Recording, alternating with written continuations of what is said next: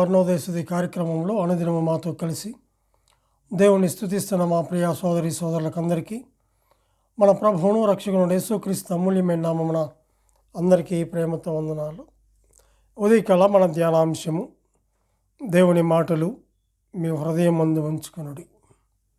దేవుని మాటలు మీ హృదయమందు ఉంచుకొనుడి. పరిశుద్ధ గ్రంథమైన బైబిల్లో నుంచి ద్వితీయోపదేశకాండము 6వ అధ్యాయము 1 నుంచి 3 వచనాలు మనం చదువుకుందాం. నీ దేవుడును నీ కుమారుడును నీ కుమారుని కుమారుడును నీ దేవుడైన యెహోవాకు భయపడి నేను నీకు ఆజ్ఞాపించు ఆయన కట్టడలన్నీయు ఆజ్ఞలన్నీయు నీ జీవిత దినములన్నిట్లను గైకొనుచు నీవు దీర్ఘాయుష్మంతుడవగునట్లు మీరు స్వాధీనపరుచుకొనుటకు ఏరు దాటి వెళ్ళుచున్న దేశమందు మీరు జరుపుకొనుటకు మీకు బోధింపవలనని మీరు మీ దేవుడైన యెహోవా ఆజ్ఞాపించిన ధర్మమంతయు అనగా కట్టడలు విధులు ఇవే. కాబట్టి ఇశ్రాయేలు నీ పితరుల దేవుడైన యెహోవా నీతో చెప్పిన ప్రకారము పాలు తేనెలు ప్రవహించు దేశంలో మేలు కలిగి బహుగా అభివృద్ధి నొందినట్లు నీవు వాటిని విని అనుసరించి నడుచుకొనవలెను అని చెప్పేసి చూస్తుంటున్నాం. ఉదయకాల వేళలో మహాగణుడు మహోన్నతుడైనటువంటి దేవాతి దేవుణ్ణి, మహాకాశంలో కలిగి చేసిన గొప్ప దేవుణ్ణి స్తుతించి గణపరిచే భాగ్యాన్ని దేవుడు మనకు అనుగ్రహించాడు.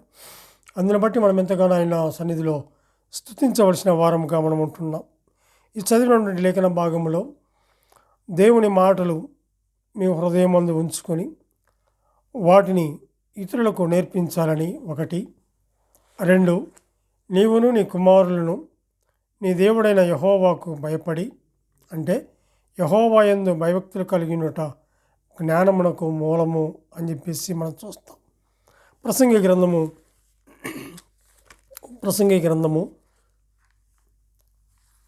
12వ అధ్యాయము 13వ వచనం చదువుకుందాం. 12వ అధ్యాయము 13వ వచనములు, ఇదంతయు వినిన తర్వాత తేలిన ఫలితం ఇదే: దేవుని యందు భయభక్తులు కలిగి ఉండి ఆయన కట్టడలను అనుసరించి నడుచుకొనవలెను మానవ కోటికి ఇది ఏ విధి అని చెప్పేసి చూస్తుంటున్నాం. దేవుని మాటలు హృదయంలో ఉంచుకొని కుమారులకు కూడా నేర్పించాలి.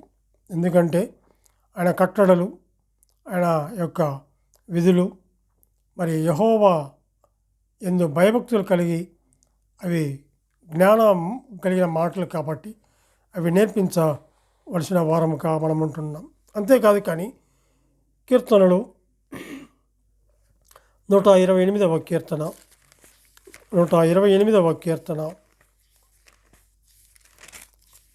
1 నుంచి 4 వచనాలు మనం చదువుకుందాం. యెహోవా యందు భయభక్తులు కలిగి ఆయన త్రోవల యందు నడుచు వారందరూ ధన్యులు. నిశ్చయముగా నీవు నీ చేతుల కష్టార్జితము అనుభవించెదవు. నీవు ధన్యుడవు, నీకు మేలు కలుగును. నీ లోగిట నీ భార్య ఫలించు ద్రాక్షవల్లి వలె నుండును. నీ భోజనపు బల్ల చుట్టూ నీ పిల్లలు ఒలివ మొక్కల వలె ఉందురు. యెహోవా యందు భయభక్తులు కలవాడు ఇలాగూ ఆశీర్వదింపబడును అని చెప్పేసి మనం చూస్తున్నాం. యెహోవా యందు భయభక్తులు కలిగిన వారు ఆయన కట్టడలు, ఆ యొక్క విధులు వారు వాటికి భయపడి వాటి ప్రకారము జీవించేవారుగా మనం చూస్తుంటున్నాం. యెహోవా యందు భయభక్తులు కలిగి ఆయన త్రోవలందు నడుచుకునే వారు ధన్యులు అని చెప్పేసి చూస్తున్నాం. ఈ ఉదయకాల వేళలో ఇటు ధన్యమైనటువంటి కృప నీకు నాకు అనుగ్రహించాడు. అంతేకాదు కానీ ఆ పిల్లలు ఎలా ఉంటారంటే భోజనపు బల్ల చుట్టూ పిల్లలు ఒలివ మొక్కల వలె ఉంటారు అని చెప్పేసి మనం చూస్తుంటున్నాం. అంతేకాదు కానీ యెహోవా యందు భయభక్తులు కలవారు ఇలాగ ఆశీర్వదించబడతారు అని చెప్పేసి చూస్తుంటున్నాం. 1 యెహోవా యందు భయభక్తులు కలిగి, అంతేకాదు మరి ఆయన త్రోవల యందు నడుచు వారందరూ కూడా ధన్యులుగా ఉంటారు. అంతేకాదు కానీ ఇలాగూ చేయుట ఎవరు అంటే యెహోవా యందు భయభక్తులు కలవాడు ఇలాగ ఆశీర్వదించబడి వారుగా ఉంటారు. ఒలివ మొక్కల వలె వారు ఉంటారు. అంతేకాదు అతని కుటుంబము ఆశీర్వదించబడుతుంది. ఆయన ఆజ్ఞలు అన్నీ, ఆయన కట్టడలన్నీ కూడా మరి జీవిత దినములన్నీ కూడా గైకొనేవారుగా ఉంటారని మనం చూస్తుంటున్నాం. పరిశుద్ధ గ్రంథమైన బైబిల్లో మనం ఎన్నో మాటలు మనం చూస్తాం. కొరింథీయులకు రాసినటువంటి రెండవ పత్రిక 8వ అధ్యాయము 7వ వచనం కూడా మనం గమనించినట్లయితే 7వ వచనంలో, మీరు ప్రతి విషయములో అనగా విశ్వాసమందును, ఉపదేశమందును, జ్ఞానమందును, సమస్త జాగ్రత్త యందును, మీకు మా ఎడలనున్న ప్రేమ యందును ఇలాగూ అభివృద్ధి పొందుచున్నారో అలాగే మీరు కృప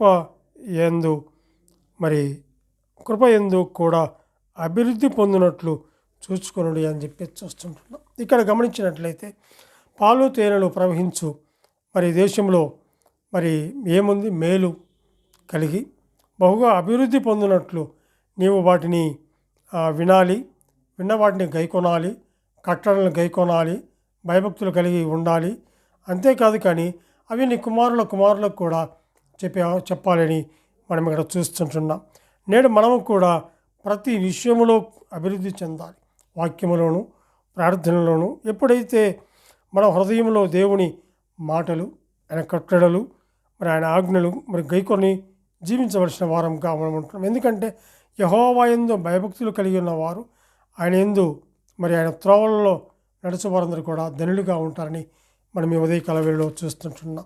దేవుని మాటలు మన హృదయాల్లో భద్రపరుచుకొని అలాగ మనము ముందుకు వాక్యానికి విధేయులమై మనము దేవుని యందు భయభక్తులు కలిగి నేర్చుకున్నవి అవి జ్ఞానయుక్తమైనటువంటి మాటలు, జ్ఞానం కలిగిన మాటలు, విలువైనటువంటి మాటలు, అమూల్యమైనటువంటి మాటలు, పరిశుద్ధమైనటువంటి మాటలు. కాబట్టి ఆ మాటలు మన హృదయాలు భద్రపరచుకోవడమే కాదు, మన కుమారులకు కూడా వాటిని తెలియపరిచి వారుగా ఉంటే వారు దీర్ఘాయుష్మంతులుగా ఉంటారని, ప్రభువు రాకడ వరకు కూడా నమ్మకంగా ఉంటారని మనం ఈ వాక్యం ద్వారా మనం తెలియచేయబడుతున్నాం. దేవుడు కొద్ది లేఖనాలను దీవించి ఆశీర్వదించునుగాక. ప్రార్థన చేసుకుందాం. పరిశుద్ధులమైన మా ప్రియ పరలోకపు తండ్రి, మీ ఘనమైన శ్రేష్టమైన ఉన్నతమైన నామమునకు స్తుతులు స్తోత్రములు చెల్లించుకుంటున్నాం. దేవా, నీవెంతైనా గొప్ప దేవుడవు, ఆయన నమ్మదగిన దేవుడు, మీ వాక్యము నమ్మదగినది. దేవా తండ్రి, ఉదయకాల వేళలో నీ సన్నిధిలో చేరి ఆయన నీ మాటలు చదివే భాగ్యాన్ని, ధ్యానించే భాగ్యాన్ని, అందులో ఉన్న సత్యాన్ని మేము తెలుసుకునే భాగ్యాన్ని మీరు మాకు అనుగ్రహించారు. యెహోవా యందు భయభక్తులు కలిగిన వారు ధన్యులు అని చెప్పేసి చూస్తుంటున్నాం. అయినా దేవా తండ్రి, విన్నటువంటి మాటలు మా హృదయాలను భద్రపరుచుకొని మీరు అక్కడ వరకు నమ్మకంగా మేము జీవించడానికి సహాయం చేయవలసి మేము ప్రార్థన చేస్తాం. మా రక్షకుడు, మా ప్రాణ విమోచకుడు యేసుక్రీస్తు అమూల్యమైన నామమున స్తుతులు స్తోత్రములు చెల్లించి ప్రార్థన చేయుచున్నాము తండ్రి. ఆమెన్.